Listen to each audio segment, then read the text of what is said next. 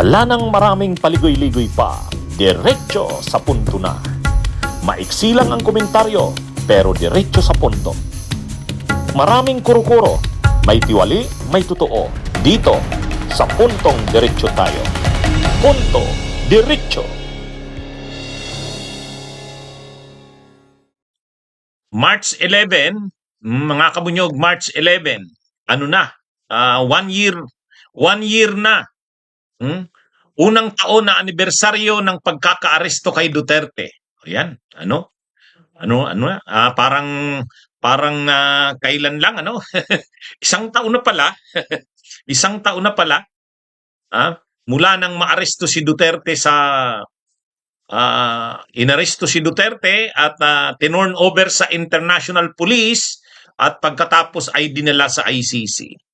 Ngayon, may mga banta na magkakaroon daw ng mga malalaking rallies ang mga DDS, pero duda tayo. Wala namang mangyayari dyan. Wala namang mangyayari dyan. Kahit gusto nila namang magkaroon ng mga malalaking rallies, pero maraming beses na nila yan na pinanawagan, napapahiya lang. Napapahiya lang. Kaya talagang gusto nilang ipakita yung galit nila dahil si Duterte nga ay nadala sa ICC. Pero wala naman silang magagawa ang mga DDS . Kasi nga, hindi naman, kahit manawagan sila ng malalaking rallies, wala namang pumupuntang mga tao . Laging nilalangaw lang. Yan ang totoo. Mga kabunyog, mga kababayan. Pero syempre, nakahanda pa rin ang mga pulis. Syempre, ano naman yan? Normal naman yan. Routine naman yan sa mga pulis na lalo na sa ganyan. Syempre, magpipilit ang mga DDS na manawagan ng mga rallies dahil isang taon na ito ng pagkakakulong ng kanilang Tatay Digong. Sa katunayan, nakikita natin may mga panawagan. Ang inaasahan sana nila kasi, ang inaasahan sana nila dito, mga kabunyog, ang inaasahan sana nila, yung paglabas ng 18 na ex-Marines na inilabas ni Mike Defensor at saka ni Libby Baligot, ay inaasahan nila magtutuloy-tuloy yun. Kumbaga, inilabas nila yung 18 na ex-Marines nung panahon ng hearing ng ICC. Sinisiraan nila yung ICC. Kumbaga, pinapalabas nila na kaya yan si Duterte inaresto at nadala sa ICC dahil bayad yung ICC na yan. Yan ay sabwatan ng gobyerno ni Marcos, ni Trillanes, nila Boying Rimulya, sabwatan lahat yan. Ganun sana yung gusto nilang palabasin.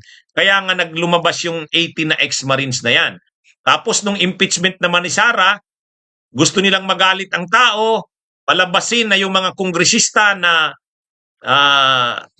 nangunguna sa pag-impeach kay Sara, bayad din ang lahat ng yan. Mali-malitang pera din ang tinanggap niyan. Kaya kumbaga, mga kabunyog, mga kababayan, ang gusto sana nilang i-create doon, mula doon sa hearing ni Duterte, lumabas na itong 18 na ex-Marines.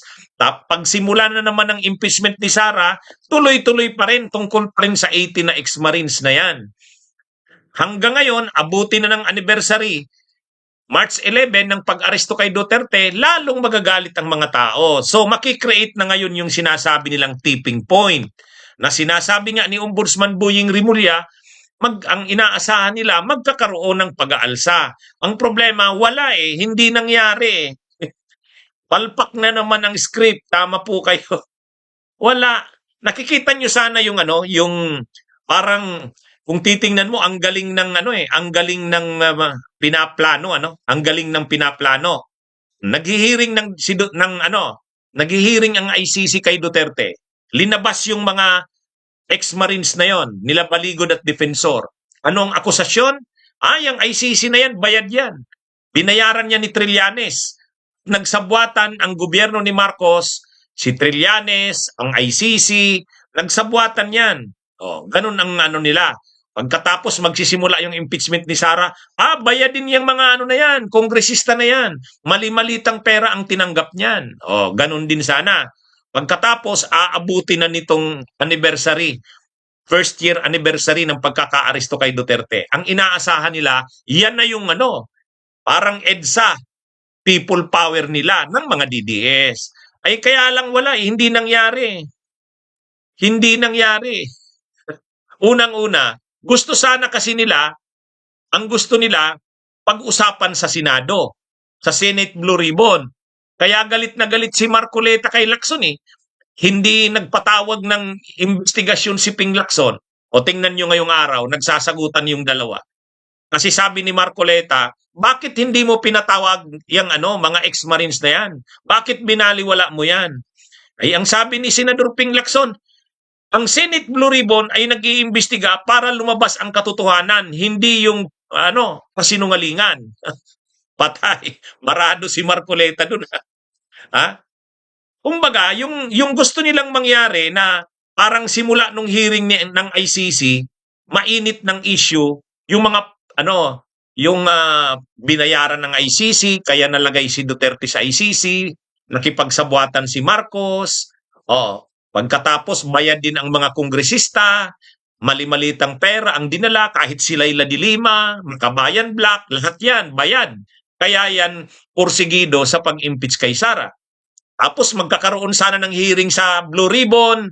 Siyempre, pag ikakalat ng mga vloggers nila yon, ng mga trolls nila.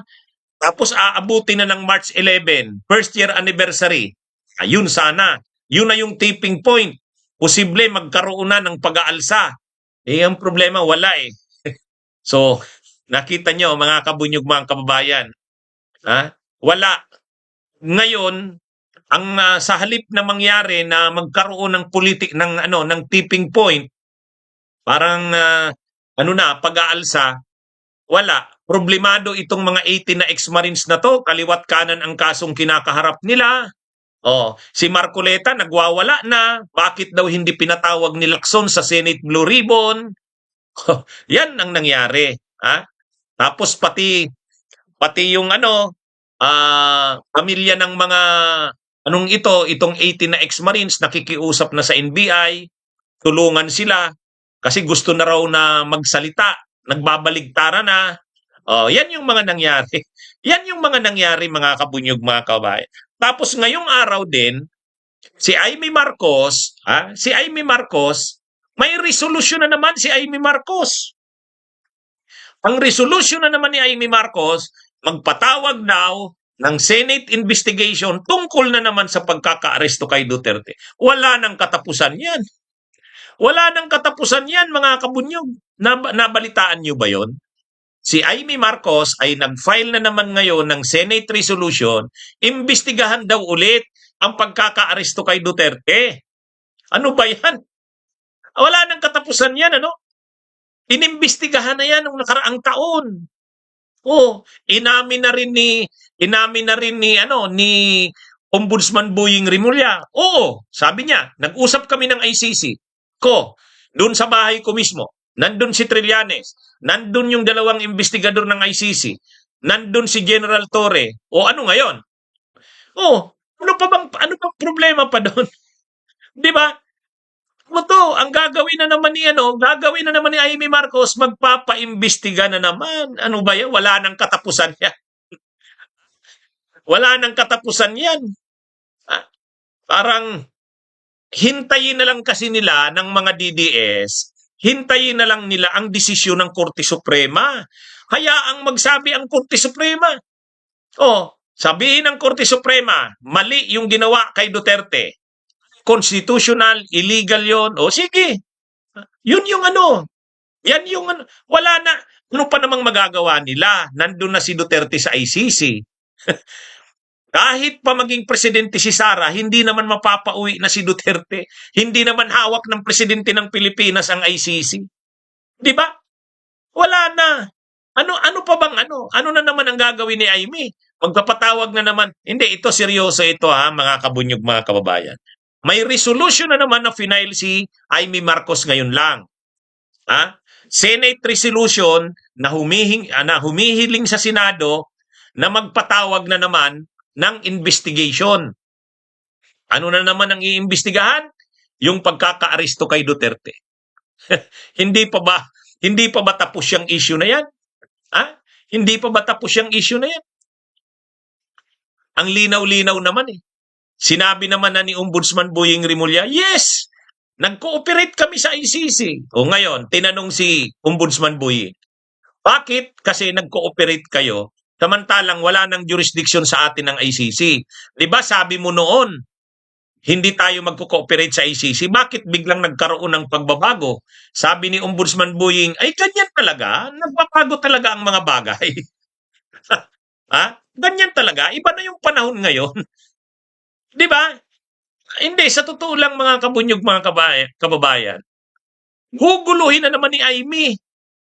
Magpapatawag na naman ng hearing o investigation.